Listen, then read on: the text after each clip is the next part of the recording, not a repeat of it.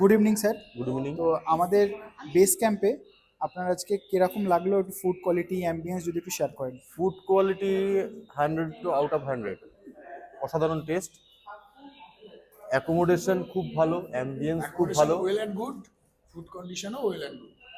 সবাই এখানে আসতে পারো, এসে এই খাবারগুলো চেক করে দেখতে পারো। সবাই ট্রাই করো, সবার ভালো লাগে। এমনকি ক্যাম্প আমি এখানে মোটামুটি আমি নৈহাটির ছেলে, নৈহাটি অনেক রেস্টুরেন্ট বা অনেক জায়গায় খেয়েছি, কিন্তু ওইখানের থেকে এখানের ফুড কোয়ালিটি আর মেকিংটা এত সুন্দর লাগে বলে আমি ওইখান থেকে এইখান অবধি আসি।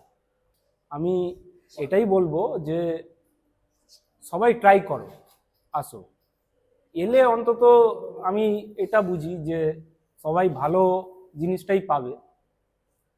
সবাই মানে দূর থেকে আসুক, কাছ থেকে আসুক, তারা অফেন্ডেড হবে না, স্যাটিসফাই হবে। স্যাটিসফাই হবে, ফুললি স্যাটিসফাইড হবে।